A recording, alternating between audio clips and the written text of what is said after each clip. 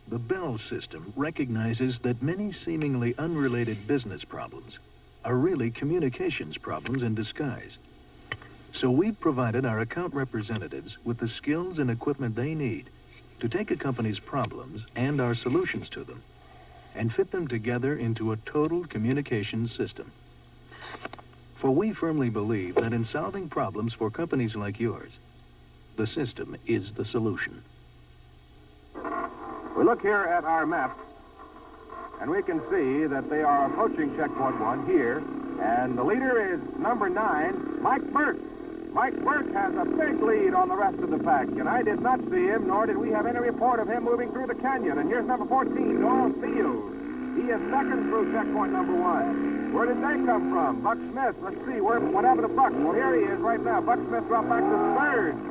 So Mike Burke and Doyle Fields startle everybody.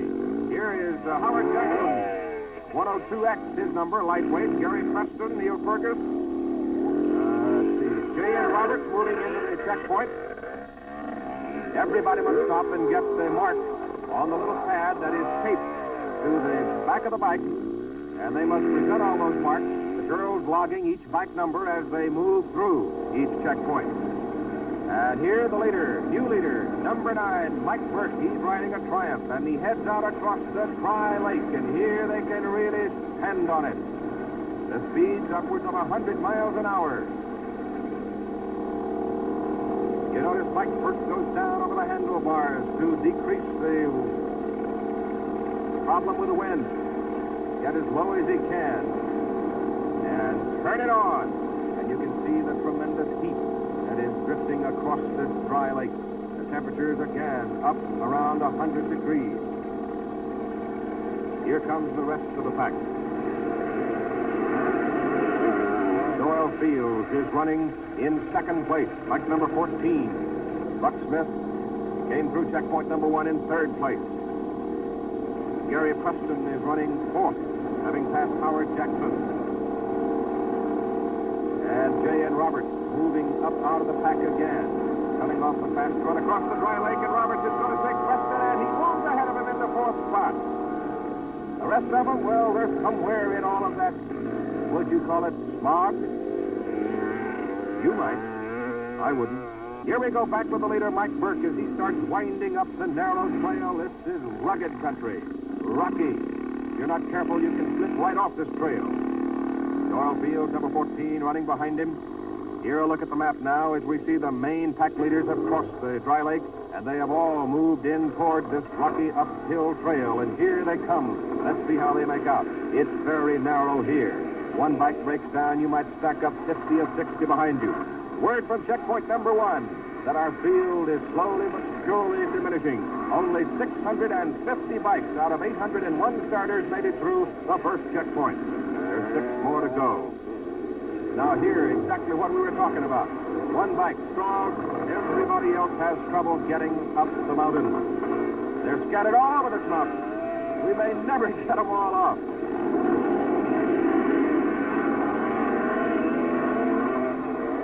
While they're trying to untangle, let's take this time out as we watch the Cross Country Championship on ABC's Wide World of Sport.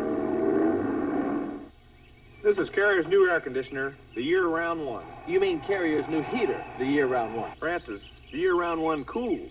It's an air conditioner. Roger, the year-round one heats. It's a heater. Come on, man, your brain must be frozen. It's an air conditioner. It can save you up to 60% on your electric heating bills. It's a heater. Carrier's new year-round one, a heat pump air conditioner that can save up to 60% on your electric heating bills. Carrier's year-round one. It's an air conditioner that heats. Oh. Saturday, live on ABC, Chris Evert goes after her 3rd consecutive title in the World Series of Women's Tennis. Top bowlers compete head-to-head for $70,000 in the Pro Bowlers Tour. ABC's Wide World of Sports features unbeaten heavyweights Larry Holmes and Stan Ward in the United States Boxing Championship semifinals. Viewers in the Miami West Palm Beach areas will not see this live telecast. Plus the 3rd round of the Tournament of Champions, Saturday on ABC. Remember October the 14th last year? Art Littell delivers high drive. It's the right center field. That's good. Los Gamblers has won the American League pennant for the New York Yankees. ABC's Monday Night Baseball makes its season premiere tomorrow with regional coverage as the New York Yankees renew their rivalry with the Kansas City Royals and the Philadelphia Phillies battle the Chicago Cubs. Check local listings for the game and time in your area. That's Monday Night Baseball tomorrow on ABC. What a season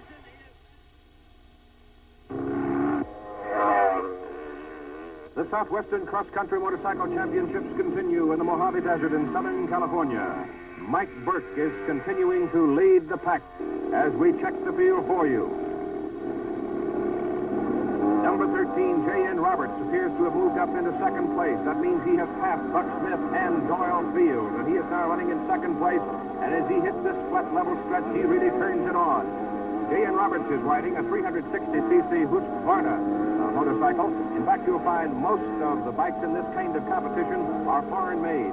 The Greaves, BSA, Voltaco, Triumph. Here is Buck Smith, number 131, and it looks like Buck is having trouble. He may have a flat tire. At least he's losing some air pressure in his rear tire, it appears. But he has slowed down. He is not running with the same wild abandon as we saw him earlier. We watch Buck go streaking across the beautiful countryside here. It's pretty from a distance. Make sure you bring ice and water. Let's check our map now and point to a very sharp and difficult 90-degree turn in the course that is easily missed. It is well marked, but because of the terrain, you can miss it. Here's your leader, Mike Burke, coming up. He spots the lime, and he turns right up into the groove and heads up the side of the hill. Now, the man who is flying right behind Mike Burke is J.N. Roberts. He may be going so fast, he might miss it. Let's watch and see. The controlled speed is very important. Speed is the essence, and Roberts did go by the lime mark, so he'll have to take a turn and come back. At this juncture of the race, it may not be that important, but he has lost some valuable seconds. But he just hands on it again and comes tearing up the mountainside. And we look back down into the soft yellow sand of the Mojave. We see Gary Preston and Jim Martino. They are battling for fourth spot. Now the pack. Most of them apparently made it off the last mountain we saw them hung on. As they move up over the top of the hill into a blind spot, a stalled bike, and that'll pack them up down the side of the hill again. The trail is very narrow and obviously very rough. Let's see what happens here. You've got a man down on this narrow trail. The rest of the pack starting to bellow up the side of the mountain. And you've got a couple of three locked up right here, so this will really jam them up. In the meantime, we drop back down below to see the leaders, and J.N. Roberts has just passed Mike Burke and taken over the lead. J.N. Roberts has taken the lead in the cross-country championship, and he is just really standing on it. And you see him riding the pegs there. It takes some powerful legs to endure this kind of pounding.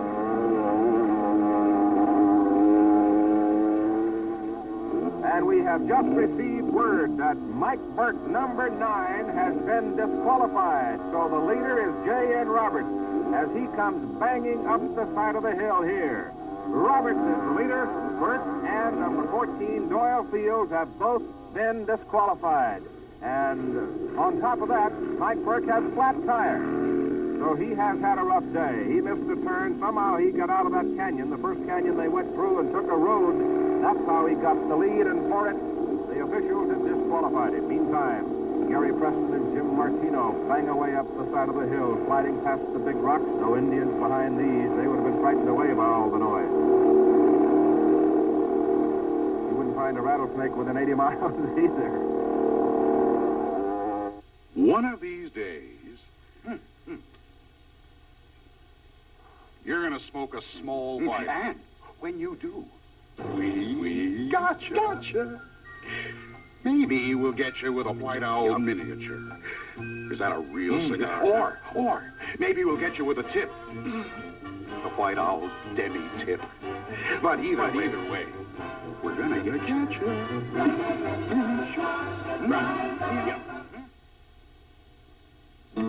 Americans are on the move, going everywhere, and Michelin's the tire that's gonna take them there. Michelin first, for all the tire your money can buy. You can afford to join the move to Michelin radials, too. They cost less than you think. Prove it to yourself when you see Bib, the Michelin Man, and think Michelin first. For all the tire your money can buy. The Hardy Boys investigate the disco business tonight on ABC.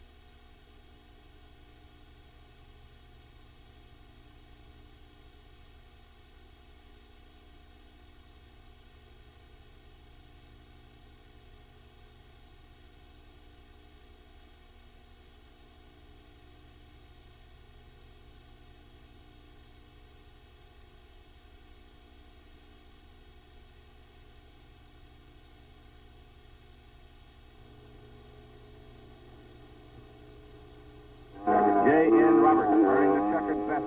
Now moves on to an actual road. This must be a pleasant thing for him to have a road to ride on for a change. And here he comes into the pit. The pit stop is important in every kind of racing. Here is the plan of J.N. Roberts and his crew. Well, try to keep a cool head and make sure you get a good pit. Get your tank full. Get your goggles a dirty white moss. So this means quite a bit, being able to see, of course. And if you're thirsty, get a Quick drink of water.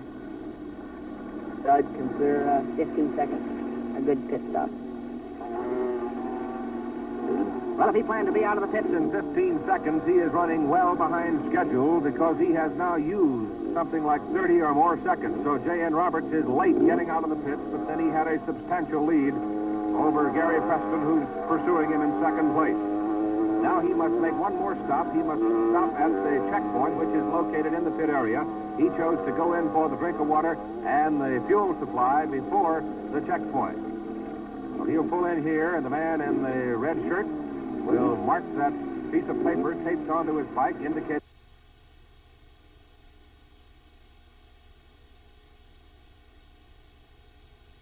Remember now, the second 50 miles is a brand new trail. They do not repeat it at all. He's looking for the start here, and looks to me like he's lost. He is lost. He's coming back into the pit area. The leader, J.N. Roberts, going for the checkpoint, and now he's looking for the start of the second 50 miles and can't find it. Got to be the only sport in the world where you can get lost in the pit.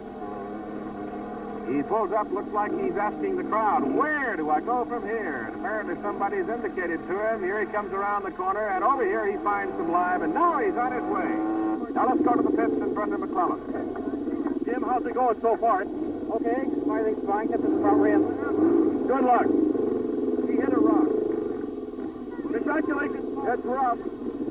He says it's rough. He wants a cigarette. The gas is going. Stand by for a fire. We're backing off now. He's careful with for a cigarette, and there he goes, number 66. How's it going, Don? Fine. Everything's wonderful. This is really a tremendous excitement. Goggles wiped off. Water in the mouth. Gas in the gas tank.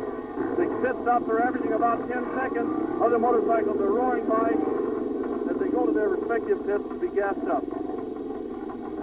How's it going out on the track?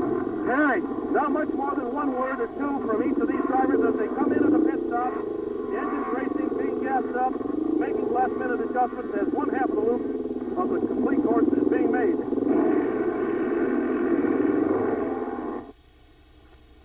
Well, certainly the Mojave Desert Motorcycle Race was one of the most unusual events we've ever presented here on ABC's Wide World of Sports, and we'll be returning to see the conclusion of that event in just a few moments. Right now we have some baseball scores for you. Milwaukee beat the New York Yankees for the second day in a row. They beat them today 2-1. Sisto Lescano, 2 home runs, both of them coming off a Don Gullett. They won yesterday 3-2. Meanwhile, the Kansas City Royals shut out Detroit 5-0, completing a 3-game sweep of their series with Detroit. Jim Colbert and Larry Gura combining for the shutout. Elsewhere in the American League, Toronto made it 2 out of 3 over Chicago with the 3-1 victory in Toronto. In one other American League game, Texas beat Baltimore 3-2. Over in the National League, St. Louis beat Pittsburgh again, 8-7. A home run by Bake McBride, the difference in that one. And the Chicago Cubs beat the New York Mets 5-2. Well, here in New York earlier today, we received a report that Sam Snead, who withdrew from the Masters tournament on the very first day, on Thursday, because of back troubles, had retired. Sam Snead, of course, a living legend. 84 PGA victories, and, of course, who knows beyond that. We have Sam Snead on our telephone. He's at his home in Hot Springs, Virginia. And, Sam, we'd just like to get a report. Is there anything to the rumor that you have retired from golf? Sam, if you can hear me? Hello, Frank? Yeah, Sam, any truth to the fact that you have retired from golf? No, that's not true. I don't know where that story got started. Oh, we're glad to hear that. What exactly is the trouble with the back, Sam?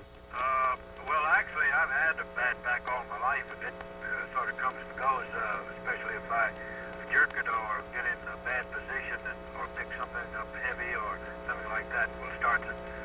But I think what started this winter, again, I was doing exercise in bed, and I think the leg lift started out, and I didn't think that was what was bothering it, but I think that's what started it, and it remained very weak, and I had to withdraw from Greensboro, and I actually shouldn't have played Augusta. Sam, well, the only one you have never won, of course, is the U.S. Open. You'll be going at it again this year? Well, yes, I have plans. I have my entry in to qualify at Charlotte. Okay.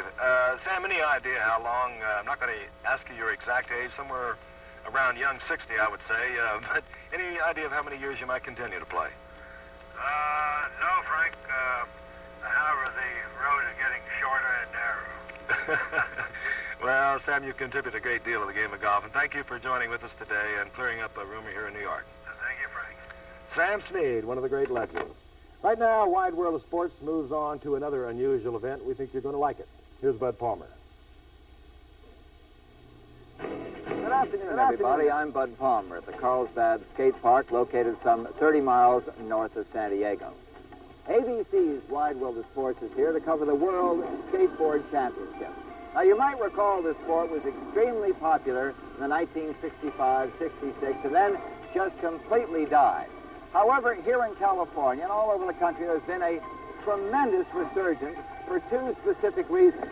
One is new equipment, and the other is safety standards. Also, a great amount of professionalism has come into the sport. In fact, almost anything is possible on a skateboard.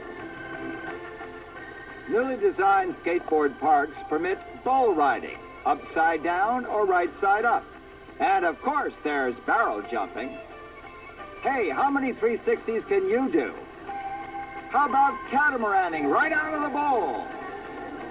Hey, that's fun. Let's try it again. And how about a micro engine to carry you up the hill? Our expert this afternoon has been skateboarding for almost 20 years. He comes from San Diego, California. It's Dennis Shufeldt, who unofficially holds the world speed record of 58.7 miles an hour. And Dennis, will you please stop that? Come on over here. Earlier I mentioned that the two most important factors in the resurgence of skateboarding is safety and the equipment. First, let's talk about